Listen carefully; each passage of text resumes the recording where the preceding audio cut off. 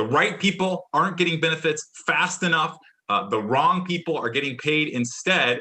And now today, it's clear that the victims of identity theft could be getting hit with a tax bill for benefits that they never received. My level of frustration with this agency is endless, and it's clear we need top to bottom reform. Modesto Congressman Josh Harder is angry with California's Employment Development Department, and he's worried about what may lie ahead for victims of identity theft. KCRA3 Investigates was first to inform Harder that tax documents generated by EDD could be sent to many of those victims.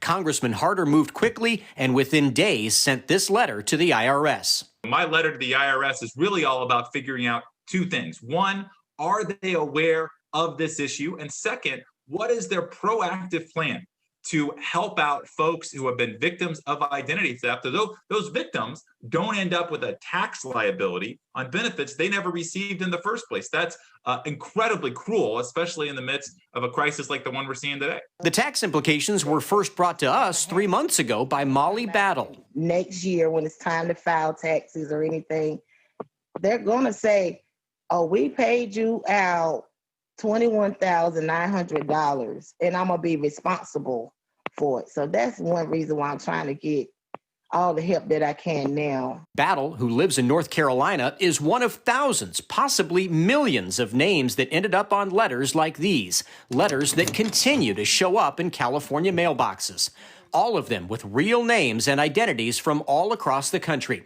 KCRA3 Investigates reached out to EDD. We asked if the department has separated the potentially fraudulent claims from the legitimate ones for tax purposes.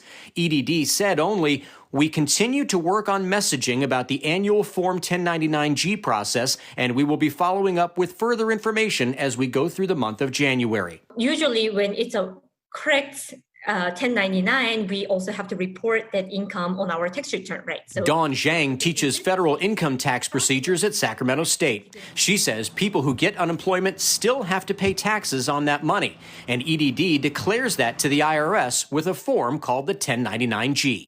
If they mistakenly sent out the Form 1099-G to these victims, then they have to send out the corrected Form 1099-G.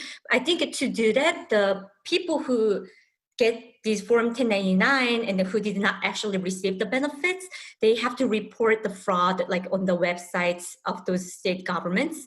That means taxpayers will have to make a fraud claim with EDD, and people across the country have told KCRA3 Investigates doing so is difficult at best. While Representative Harder cannot control how EDD operates, he says he can make the IRS aware that Congress wants them to act now to prevent identity theft victims from being victimized all over again. There's millions of fraud cases across California. EDD hasn't even been able to come up with a good estimate because they're so incapable of distinguishing between those legitimate cases and those fraud cases. And so I think it's going to be rampant. And thank you so much for raising this issue.